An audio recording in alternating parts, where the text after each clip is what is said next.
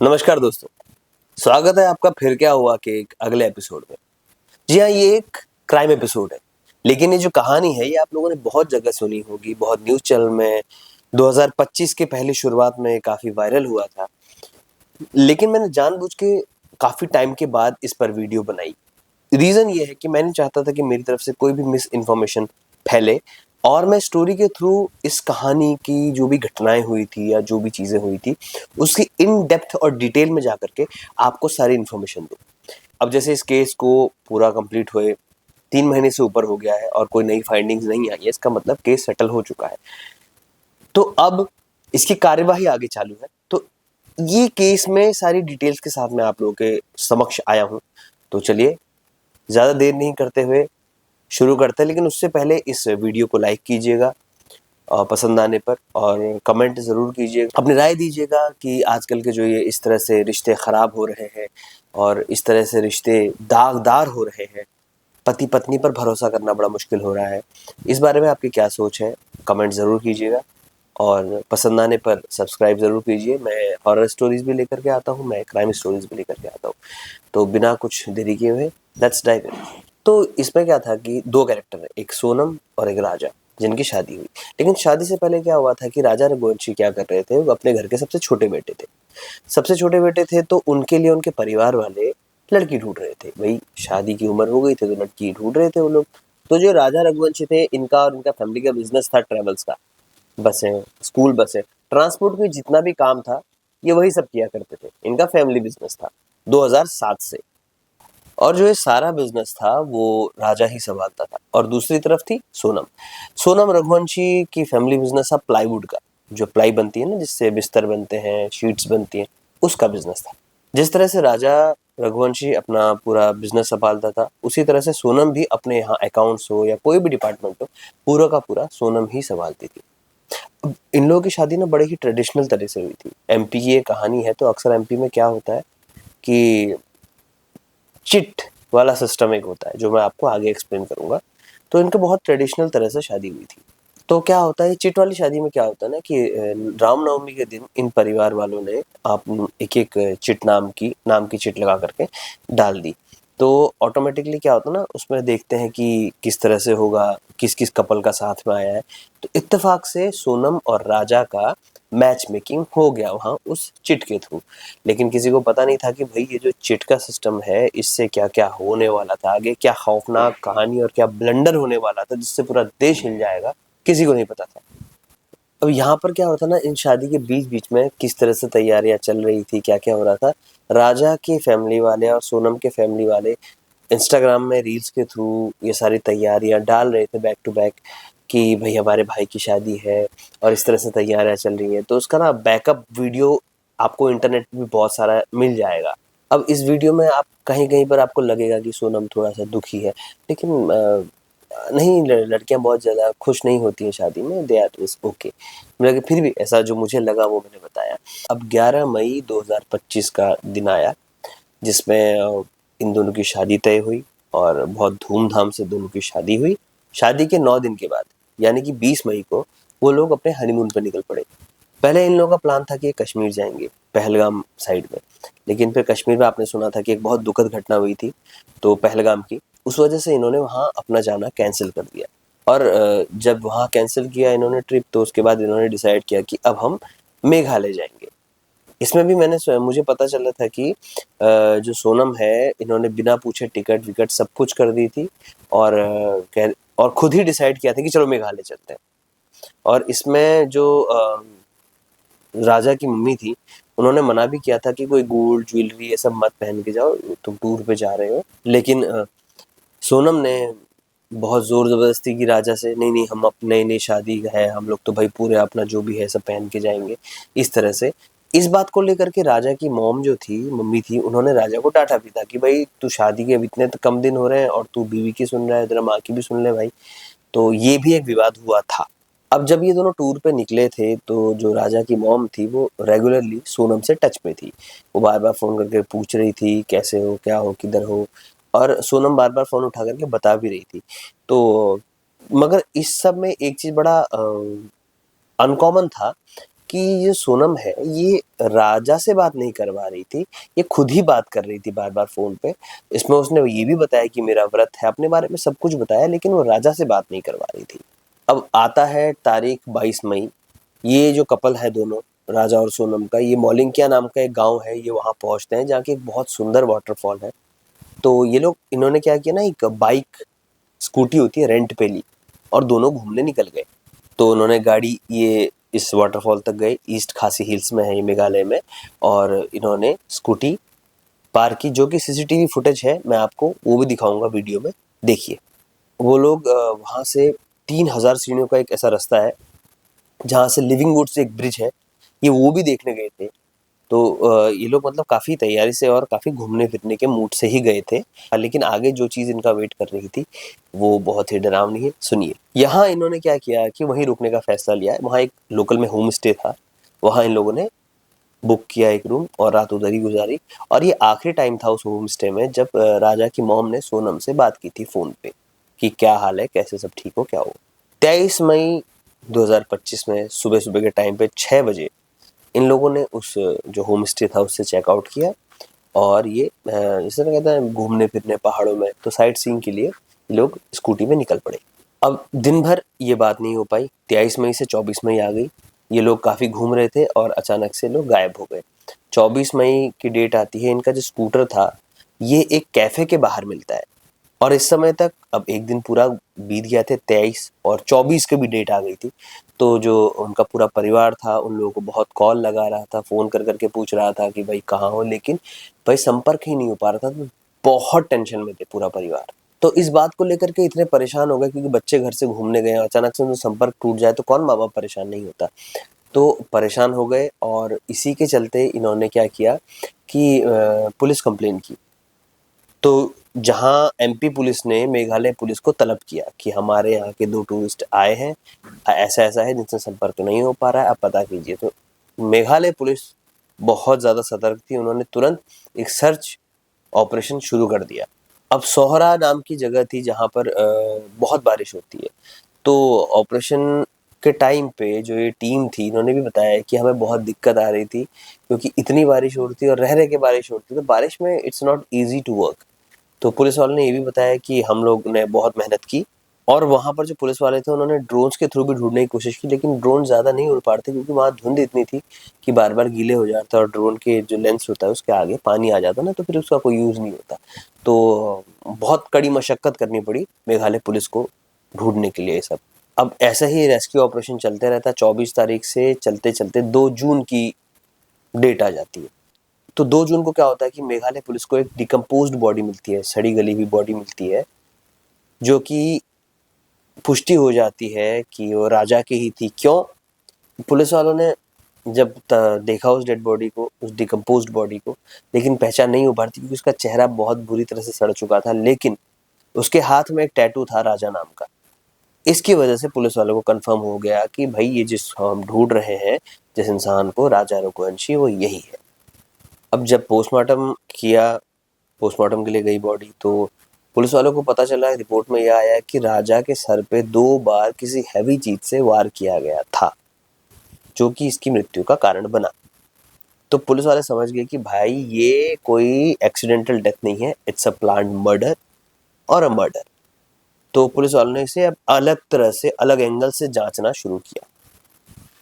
अब यहाँ पर हुआ क्या कि यहाँ राजा तो मिल गया लेकिन सोनम तो मिल ही नहीं रही थी, तो पुलिस वाले उसे भी ढूंढ रहे थे, परेशान हो गए थे कि भाई अगर मर्द है, ये है, तो फीमेल को साथ क्या हुआ?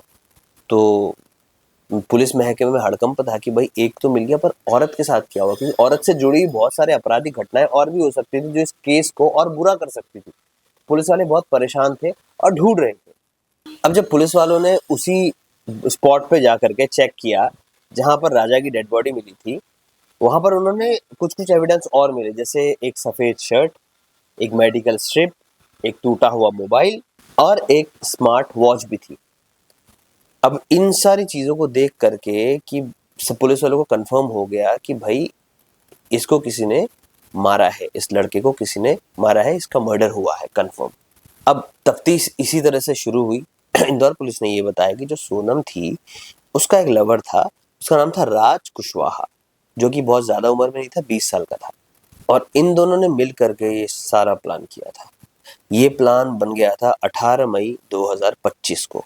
अब सोचिए कि सिर्फ 7 दिन हुए थे शादी के, और सोनम और उसके राज कुशवाहा जो उसका प्रेमी था, उसने मिल करके इतना बुरा एक प्लान बनाया।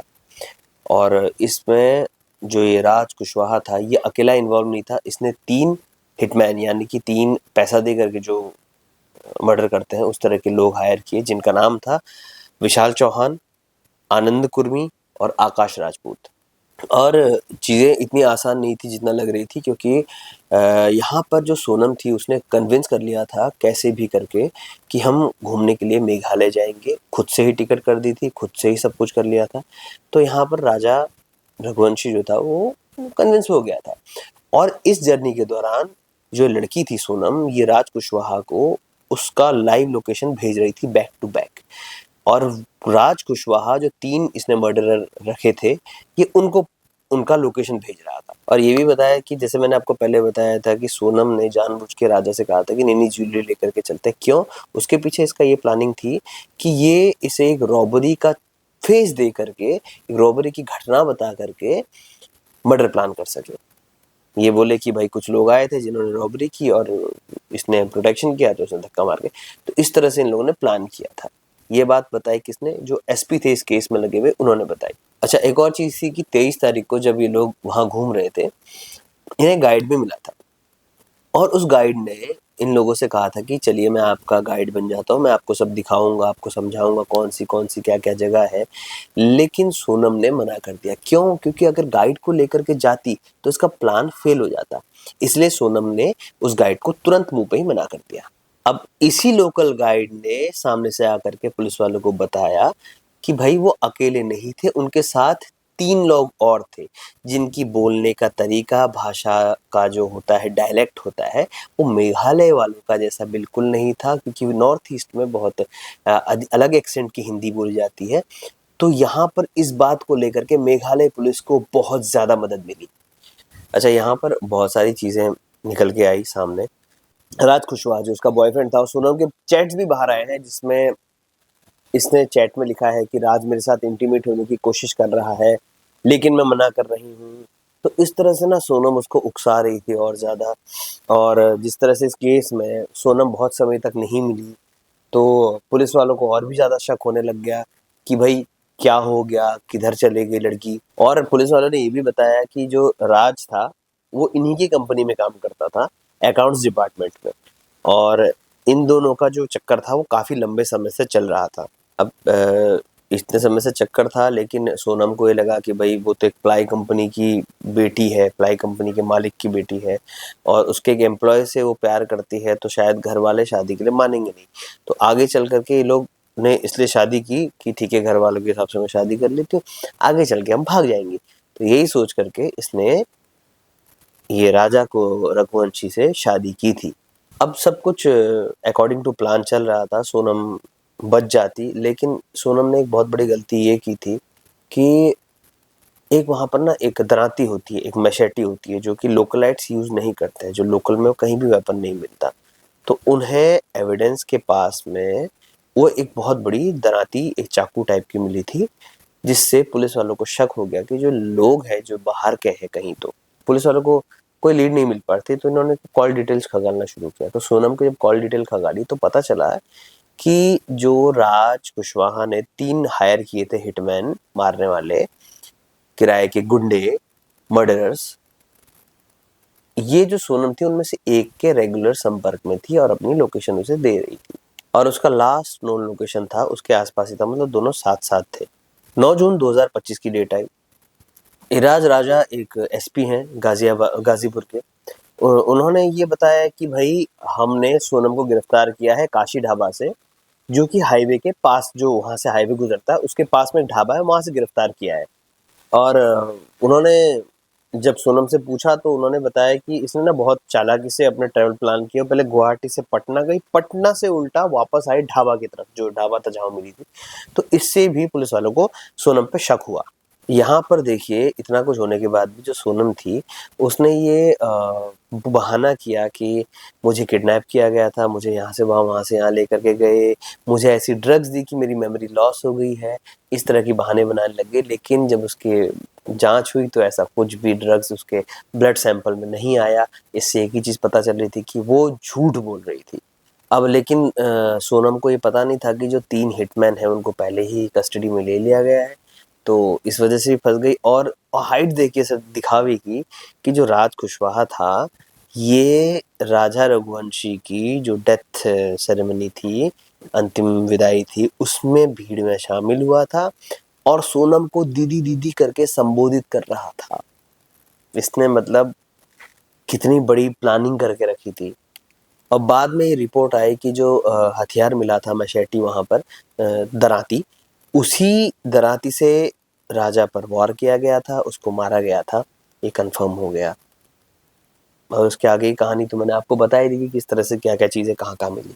अब यहाँ पर जिस ढाबे पे सोनम मिली थी, उसके मालिक से भी पूछताछ की थी, तो उसने बताया कि उसने आकर के फ़ोन माँगा था उससे अपने ताकि वो अपने मम्मी-पापा को संपर्क कर सके। उसने अपने भाई को भी संपर्क किया था यहाँ पर और सोनम को उस समय फ़िलहाल तो हॉस्पिटल लेकर के गए थे। जब डिस्ट्रेस में कोई होता है तो प्राइमरी जो चिकित्सा होती है, वो सब करानी होती है, तो उसके लिए हॉस्पिटल लेकर के गए थे।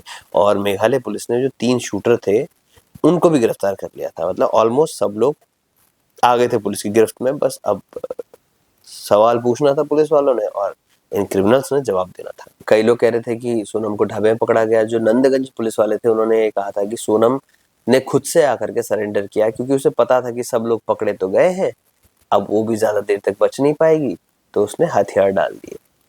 उसे लगा था कि मैं ये नाटक करूँगी कि मुझे मेरा किडनैप हुआ और मुझे दवाइयाँ दी गई थी, मेरी मेमोरी लॉस हो गई थी। ये सब दिखावा और नाटक करूँगी तो शायद मैं बच जाऊँगी, लेकिन ऐसा नहीं हो पाया। लेकिन ऐसा होता नहीं है कि सोनम के सब कुछ ट्रेस हुए थे, किस-किस से संपर्क में थी, सब कुछ पता किया, तो सोनम का जो प्लान था ये भी फेल हो गया। इट्स फॉरेंसिक साइंस और जो फॉरेंसिक टीम होती है, दे आर वेरी स्किल्ड। आप अगर ये सोचे कि आप ऐसा कुछ आपराधिक घटना करके बच जाएँगे, आप नहीं बच सकते। Science is so advanced right now. तो यही जो था, ये सब हुआ और यहाँ पर मेघालय पुलिस ने जो है वो रिक्वेस्ट की कि जितने भी आरोपी हैं आप हमारे पास भेजिए, हम भी तो इंक्वायरी करेंगे भाई। ऐसा हो भी गया, जो सारे अपराधी थे इनको मेघालय पुलिस को सौंप दिया गया और लेटेस्ट न्यूज़ से ये पता चला कि जितने भी अपराधी हैं इंक्लूडिंग सोनम, सब लोग मेघालय पहुँच चुके हैं, जिसमें राज कुशवाहा, विशाल चौहान, आकाश राजपूत, आनंद कुर्मी, ये सब लोग थे और इन्होंने वहाँ अपना जो क्राइम है उसको एक्सेप्ट भी कर लिया, कबूल कर लिया कि उन्होंने ही सोनम के और राज के कुशवाहा के कहने पर राजा का मर्डर किया। राजा के परिवार वाले भी काफ़ी समय तक ये एक्सेप्ट नहीं कर पा रहे थे कि एक लड़की सोनम जो कि 1 महीने पहले जिसकी शादी हुई थी और 1 महीने के अंदर-अंदर उसने कितना बड़ा कांड कर दिया।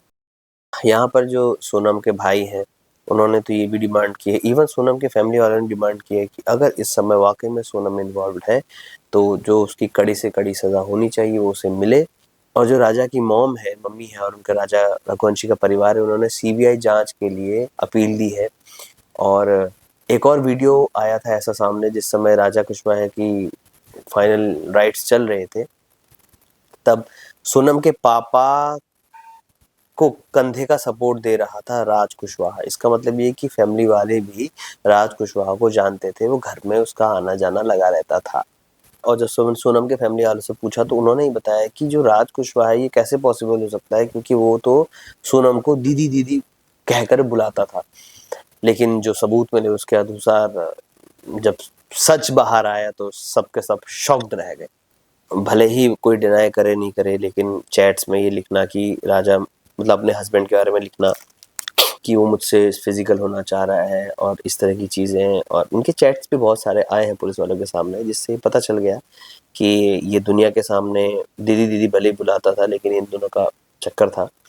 और जो राजा रघुवंशी था वो एक तरह से बलि का बकरा बन गया बेचारा बीच में और किसी और के प्यार की जिद की वजह से एक घर का चिराग उजड़ गया।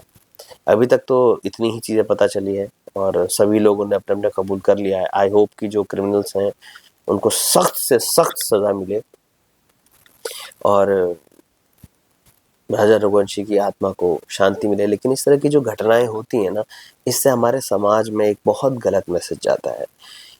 माता पिता के बाद ना पति और पत्नी का रिश्ता बहुत पवित्र माना जाता है, लेकिन पति पत्नी के रिश्ते में जब इस तरह की चीज़ें होती हैं तो एक सवाल निशान रह जाते हैं। लोग सोचने पे मजबूर हो जाते हैं, लोग बिना किसी बात के शक करने पे मजबूर हो जाते हैं। आई होप इस तरह की घटनाएं आगे चल के ना हो, लेकिन आजकल इस तरह की घटनाएं आए दिन बहुत सारी सुनने में आ रही हैं।